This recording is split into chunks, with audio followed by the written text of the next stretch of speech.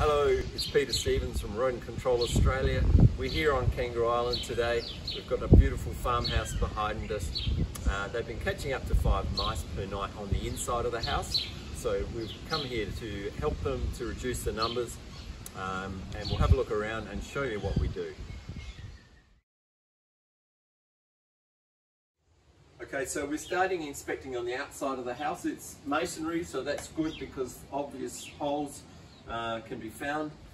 We've got suspended timber floor on the inside, so what we're looking for is places the mice can get in under the walls and enter that void space so they can make entry through the timber floor.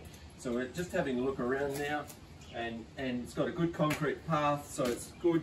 What we've got is looks like one entry point just down there into the vent into the void. So it's a vent where the mesh has been compromised. So down here you can see there's a hole through the vent which goes into the floor space under the timber floor. Now if you can get your pointing finger into a hole, a mouse can get through it. Okay, so the mice are unlikely to burrow all the way under the concrete slab here of the veranda. So we'll just continue the looking around. We'll just look for inspection points. The doorway looks good. That looks nice and tight. The concrete by the step is fine. Another entry point on that vent, but it's been blocked up, so we might deal with that and tidy that up a bit later. Okay, so we're looking up to where the bird board meets the corrugated iron, and there's a bit of a gap there. Now, it's pretty hard to keep mice out of a ceiling space. Almost impossible, I would say. So what you've got to concentrate there is that if mice get access to the ceiling space, that you've got to be able to prevent them from the inside, so that there's no access through the roof or down through the wall cavity. Okay, so we've been around the house. There's really only 3 vents leading to the subfloor. This end of the house is newer and it's got a concrete slab floor, so we haven't got the problem there. So I've done a lap around the house, and there's 2 entry points that I can see and 1 active one. The back door I'm not so sure about. So this is the back door. I'm not so sure about that. I don't think they can get in. So what we've done is we've set up the trail cam, and we are just going to watch it for a few nights and see if anything comes in. We've also, as you can see, got our automatic A24 trap here going. These work really well. Inside you get 24 mice before you have to reload the gas canister. Aluminium doors are really good. They seal really well, and they are very effective at keeping mice out if they're shut.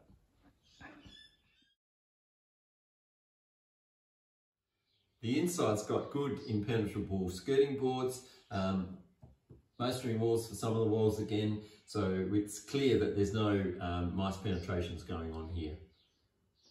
We've got a jackpot here. We've found an entry point. This is in one of the bedrooms, and it's behind a cupboard. Now, with a classic entry point, you can see the hole's big enough for the mouse to get in. There's dirt, mouse dirt, so that's feces and urine staining the woodwork. When you've got high mouse activity, you get dirty patches like this. You can have little trails. You can see the dirt they leave, and that's a sure sign that there's recent mice activity. Here's another one. So that's 2 in this room, and they're just adjacent to that vent that's been compromised outside. So that makes good sense to me. So here's a hole that's been blocked up by the householder, and the steel wall works very well. Stop the mice. You can see the evidence of where they've been active, but they're not using that hole anymore. So we've had a look around the rest of the house, and pretty much just those 2 entry points that are active in that 1 bedroom. There's 3 other points that we'll be fixing up that have previously been blocked up. But that should cover the inside. So as part of the remediation, we clean up some of the mouse dirt. I like using these sugar soap wipes. They're really effective. So we give it a clean, because it's not nice working in mouse dirt.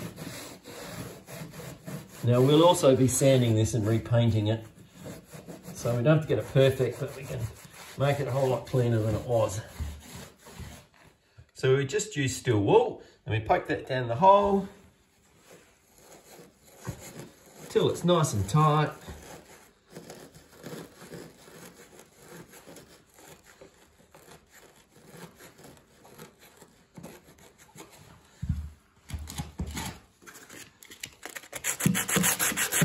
We'll be painting this, so we want to clean it up a bit better.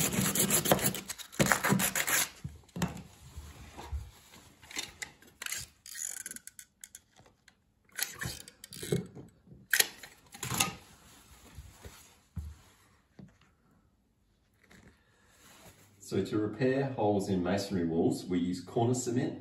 Corner cement is very robust, dries quickly, and will stick to anything.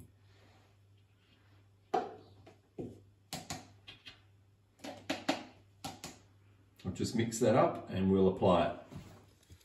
So we've mixed up our corner cement. Don't make it too wet or it slumps too much. So we've just got to get a heap of that down the hole.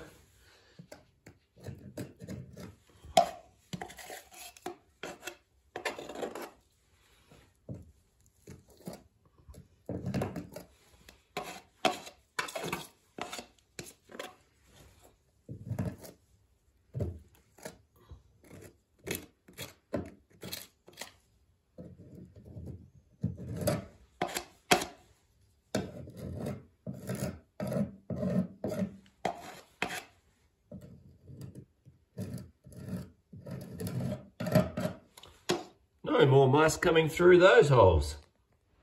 Another common area to check is behind the fridge or behind the stove or up under the kickboards of the cupboards.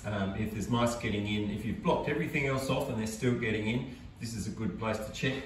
If you're getting them in the cupboards or drawers, then they'll be coming in through the back of the cupboard where the drainage pipes go out or where power comes in. So for that you might need to take the drawers out or the doors off the cupboards to have a good look inside and block off any holes there. So we're out by the back door. Now, I thought mice can get through, I wasn't convinced, so we set up the trail cam, and here's what we saw.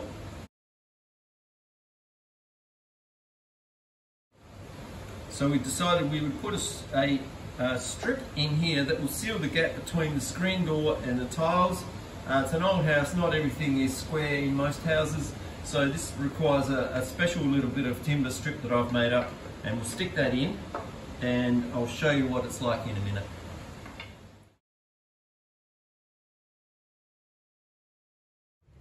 So this is the timber strip we've just installed, and you can see the gap now won't fit your finger down, so there'll be no mice getting in there while the door's shut. Okay, so this is the other patch in the wall where we used the corner cement in this corner. So we cleaned that up, we painted the skirting, and it looks much tidier, and there's no mice getting through here. So early in our inspection of the exterior, we noticed that there was a hole in the old mesh, and the old mesh is pretty brittle and easily chewed through by the mice. So we set up the trail cam, and we've got a couple of pictures that we'll show you just here of the mice going in. So here we are, we've put some new mesh in, new galvanised steel mesh, and there'll be no mice going in there now. Okay, so we finished the process. We've gone around the house, blocking up any holes. We've gone through inside the house and making sure there's no holes that we can find that the mice get in. Now, in a house that's lived in, it's very difficult to completely establish whether you've found every hole, but the best trip is to monitor. The best option, use your snap traps, have your A24 out, and if you're just not catching any mice and you were previously, then you probably cleaned up the holes. Now, it's a good idea to leave some traps out ongoing because then the mice may chew new holes and then you have to go looking again. I found the trail cam to be very useful. If you're not sure if mice are getting in places, you leave that set up for a few nights, and as you've seen in the footage, it can prove conclusively if they're coming in through that hole. So as far as a long-term strategy outside, it is very important to keep your bait stations up to date. You can use the small stations, the big stations. I prefer the big stations built for rats. You can put more wax blocks in there, and so the station can last for longer unattended. You don't need to be there. So for a large farmhouse like this, I would use 6 bait stations around the house. I would put 3 on the perimeter of the house.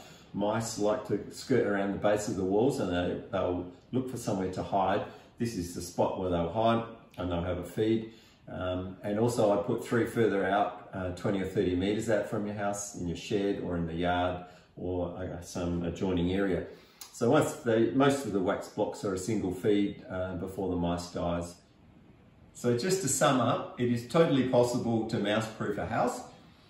This house took us about 8 hours work, and now that was over a few days, and we did monitor that afterwards for about 4 or 5 days to make sure there were no new mice coming in. So it takes a bit of work. It's tricky if the house is being lived in, but it's a heck of a good excuse for a bit of a clean up. So thanks for watching, and get stuck into it.